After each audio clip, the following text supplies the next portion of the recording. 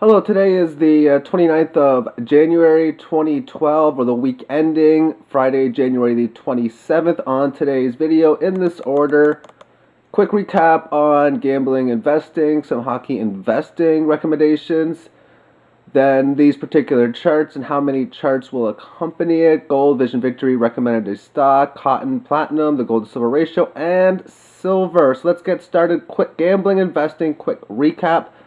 They're pretty much the same when you look at the definition of the two, because it's all about trying to predict the future, making a wager in predicting the future, and if you are correct, you will gain within your investment, per se. And a lot of times what you try to look for is look for the methodologies that work to give you an edge. And when you find methodologies, and there you go, a lot of times with stocks I'll talk about Fibonacci methodology, and of course I will again, but within hockey, there's a methodology, and on the Investment Strategies 101 video that I did on January the 7th, I was stating that on the 24th of January to play the home team, which is the Phoenix Coyotes, to beat the Ottawa Senators. And the reason for that is because when you find the methodology that works, and in this particular case, it's playing on any home team who's got a road opponent who's played 2 consecutive road games in a row and 3 road games in 4 nights. You're basically trying to take advantage of an extremely tired team, and since December, that system has went 17 wins and 3 losses, and the strong plays are 5-0. This is the remaining schedule, so if you really care, that's what it is. I'd be a little concerned about this one because teams are coming off a little bit of a vacation. They may not be quite as tired, and the most strongest play from the rest of the season will be on March the 9th.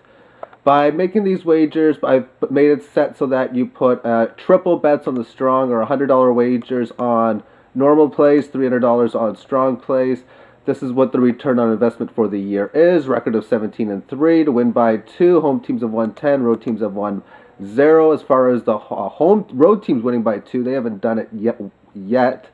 And the average score is about 4 to 2.5. So that is that. Now let's get on to gold. And like I said, we're going to go through these very, very quickly. And we'll start off within the weekly term time frame. Finding Fibonacci levels, which I have a low of 1084, given what we're going to see in the quarterly chart, is pretty much almost impossible. You can pick almost whatever number. You can pick 700 or the bottom level. It's just been in a major uptrend. But as far as what we see in here, we have a situation where we found this support level on 2 different occasions, and now back up to this previous level of resistance. What's important is really not going back down to this level. If a retracement comes in, maybe finding some support at this area. Thus, if it does do that, the chances are higher that it breaks through. Next chart is the quarterly chart time frame, and if you look at this uptrend, what more do I need to say? I'm going to try doing it on the resistance point, because what I'm going to try to do is connect as many key points as I can, and pretty much that is that. Because what I've done is I've connected these key points, the opening, here, here, and here. And it almost came close to here, but once I establish a trend, I'm not going to change it just to make it so that it works, basically, because whatever the essence of trend is what I'm going to try to find. Therefore, the ascent, or the parallel line, obviously is down towards here. What we can notice is that it hasn't touched this line in quite some time, and until it's either has a clear breakout to the downside or the upside, the essence of trend is higher highs and higher lows, consistently going higher without much for retracements. And if you see gold, like, it's getting out of control. Well, it gets out of control when it breaks this trend line. So when people said last year it got out of control, no, because it was just still doing its trend. Okay, now let's move on to the next chart. And this was recommended by Daniel Vision Victory. I did about 30-40 minutes research on it. This is a chart. This is a monthly chart, and this is going back or starting in 1994. So these numbers on the screen represent how many months since then. Now, what's interesting is these points in here. And quite frankly, I don't know what this happened here. I asked Daniel. He's going to get a hold of the CEO. But what I decided to do was to take a look at this on a daily time frame, because the setup as it's looking right now, from this point of view, looks pretty good. And basically what I did was I took a look, and what I decided to do was give this a daily chart and Fibonacci of the last 500 days, or pretty much a 2-year running Fibonacci. And this is what the market looks like right now. And this is the first way I look at a chart. The blue line is price action. So the first thing I'm like, wow, this looks good because it got above the neutral situation, because this is all neutral. And then it gets above it, and now it's trying to find support at a key level. So that was looking good. But let's look back at what happened back in those days where things were looking pretty bad. This is what the swing line chart looked back in.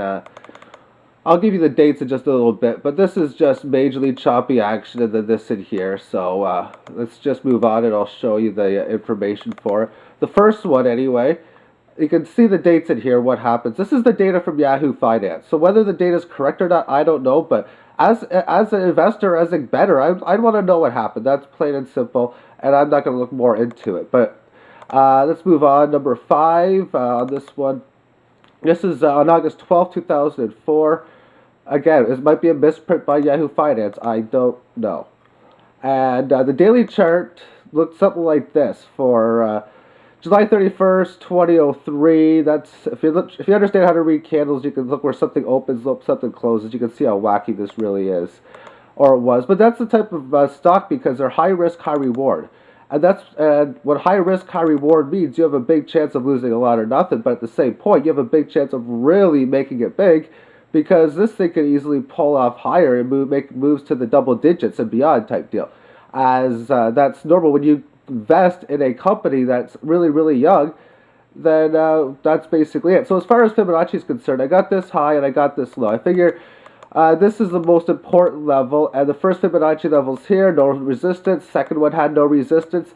Then after this, we have support once and twice. Let me just show it again. You have support here. You have support here with a higher low, or lower high, sorry. And then you break below it, find support here, resistance at this line, you pull back with a higher low, you break it, and now you're finding support on 2 different occasions. Market's starting to break higher. Once you get past this trend line, get above here, this thing looks really good to go. Alrighty, and the final one, nope, we're going to go to cotton now.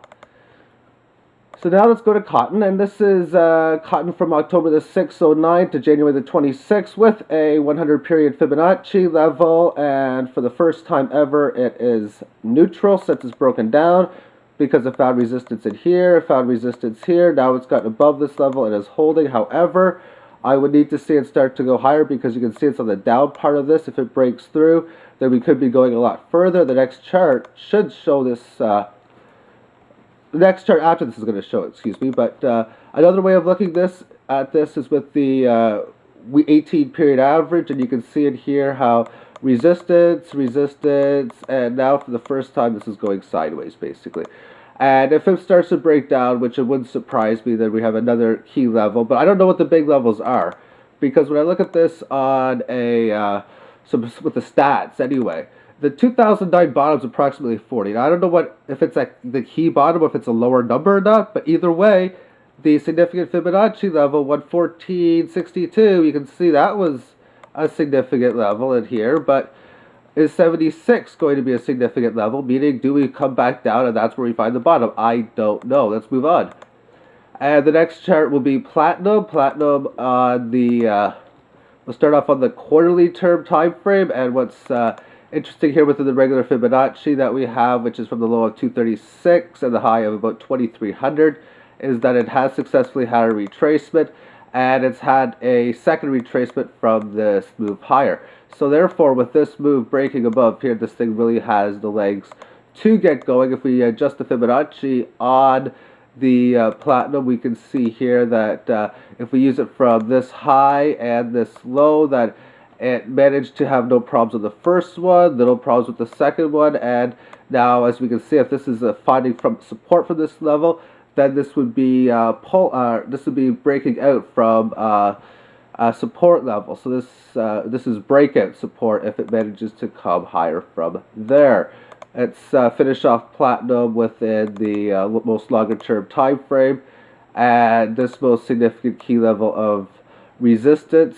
I guess if you just match up the support level, you can see that we're pretty much back within this area here, and ready to test new levels if it's got the legs to continue to go higher. Let's move on to the gold to silver ratio, and this is a gold to silver ratio on the long-term time frame going back to 1968. I can't see much more than neutral on this thing because it is at the higher level, but it's been going sideways for quite some time. These lows are lower than this high. We've also found lows not seen since back in here. But since this point and this point, we're right in the middle part of this range. To me, that is neutral. If we shorten this out just a little bit and look at this on a 9-day perspective, this is basically the same sort of deal. You can see here that we made this significant high and this significant low. This high was bigger than highs not seen in a while. Same thing with this low. And we're right in the middle point of it. So if anything, things are getting more volatile more than anything. Now let's move on to silver. This is the US dollar. Silver going back to 1968. And we're going to take a look at the same one now in Great Britain pounds, which is right in here. The difference here is that it made a new high and it's consolidating amongst that area right now where silver has backed down just a little bit from it, basically, in the US currency. There we go. Okay, now let's take a look at this on the back on January 26th, just earlier this week. What I have is Fibonacci from this low and this high. And basically what I was saying my last silver video, which was last Friday of the previous week, was that the big area of 3168, which is pretty much in here, did not have to find resistance. And if it doesn't find resistance, then maybe this is a level that will find support. Maybe there's other market forces not unaware of that's going to make more moves come to the upside. And if the market does go up to 3250, then you might want to consider going to 33.5, which was the next level of 2 time frames that we'll take a look at. And in fact, it did go to 3250, had this nice little consolidation pattern back to that significant level of 3168, and then we've had liftoff support from that point on. Now, if you look at this on a very short-term time frame, basically on the 1-minute chart, for what happened that day, this is what January 26th, or January 25th, excuse me, would have looked like on the 1-minute time frame. And this, you can see the time on the bottom. This is New York's time. This band is not a Bollinger Band, but it's like it. In fact, I think it's calculated so that it's harder to hit this. You need more to hit the top part of this than you do a conventional Bollinger Band. And it started hitting this in here, and it just didn't stop extending it. And then it had its first correction, and really a couple of tests close to that area. But obviously the market went from a bottom of about 31.87 up to about 33.30. That's a gain of about $1.50, and obviously this occurred from 12:30 to about 1. Basically, that's an hour's time frame. So just showing you what a big market day can look like on here. And let's now move on to the next chart, which is the intraday chart again of the whole day. So basically, this is January 25, 2012, intraday silver. So the Fibonacci range is from 3156 to 3279. So this level in here. And what happened, obviously, you can see that support found on one occasion, but not found. Yeah, these were the two key Fibonacci lines. So now, why was the 3156 to 3279 range important? If we just look back at this again. Okay, let's take a look at this. Okay, 3156 was, I'm just going to forget that. I did that through the week, and I just want to just go through the rest of it now anyway. Okay, this is the 6-hour chart now since as we're standing as we speak, and I want to talk mainly about this and this. What's the similarities and the differences between those two? And the similarities are they're both a form of correction with pretty much the same rate of movement. The only difference is one's in a downtrend and one's in an uptrend. So even though the market's been going up, it's been correcting as it's been going up. And what I'm going to do is I'm going to put a reverse image of just this on the screen right now. And let's do that now. And this is the reverse image here. So obviously if we come up, we can put this on here. It's pretty much the same sort of deal. It's just this is, like I say, the opposite of what of what's going on right now. And moving on, you can see that it did find some key support at that significant band, which is pretty much the 5-day moving average, and then that 3140 or 3168 level. When you look at it from this point of view, this level was supposed to be resistance. It was not. Rather, it went higher, came back, found support, and then left off support from that level to the next significant level, which is about the 3350 level. That's where we are right now. So we'll get more to that within the more longer term time frames. Let's move on to the daily chart.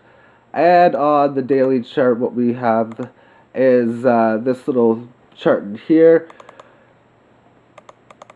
Therefore, I've talked about this in here, where you found resistance, you stabilized, got above it, found support, where you found resistance, which was big, and then this is it right here. There's no resistance found where it was supposed to. So when that doesn't happen, you have to give the benefit of the doubt to multiple time frames that maybe something's going on. You can see here, you find the support, and markets still continue to move higher.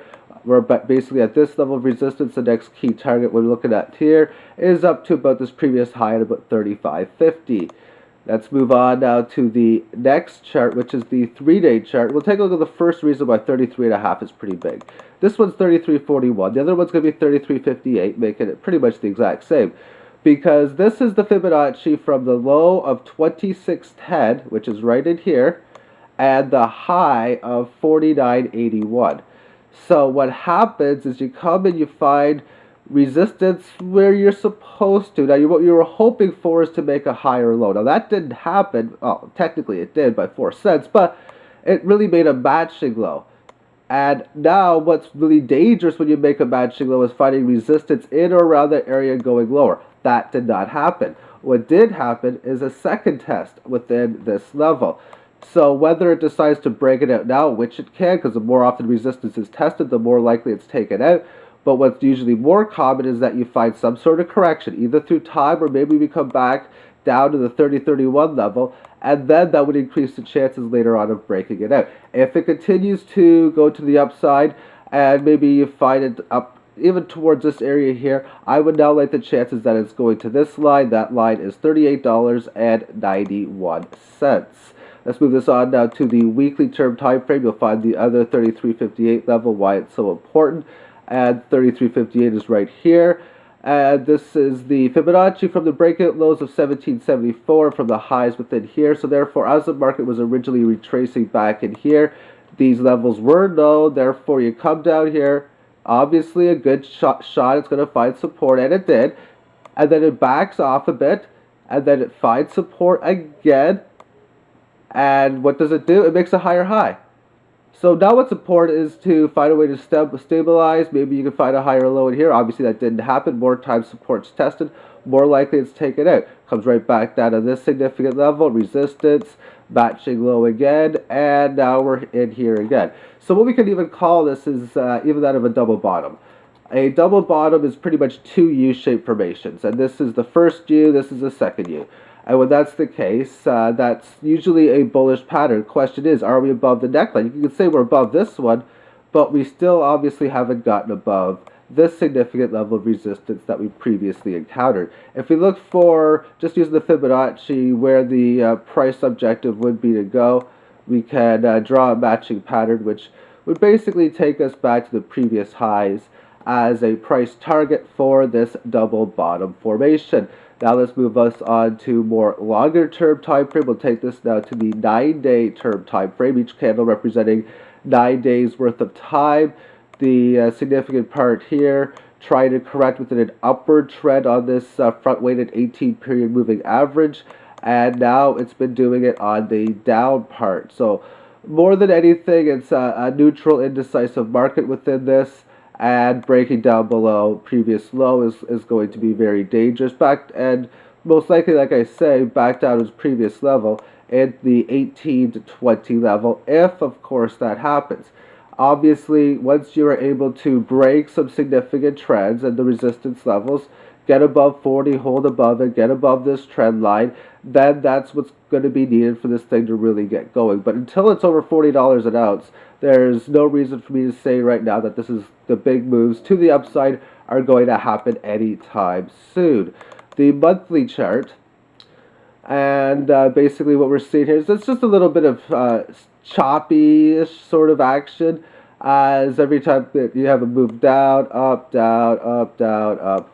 But at the same point, it's still holding above this significant line, which is represented from the lows of 846, which is right in here, and the highs of this level. So this is from the 2008 bottom. So far, this move is not a failure unless we break below here. That's the way I look at it. It's got to go below the second one for it to be a failed move. It's still a successful bull market because of that fact, and it's above this line. Anything above this line is bullish, and this level here is neutrality. Let's move this on out to the quarter-year chart. And within the quarter-year chart, what we're seeing is something almost as nice as gold, but not quite. But bottom line is we are in this uptrend right now. This is the, I think, the best support line that I can think of. And resistance is somewhere around here. And therefore, we've pretty much stayed in this trend. I really wanted to try to break through it in here, but obviously that did not come into play. It recaptured it and then had a big move up to the top part of this. Once you...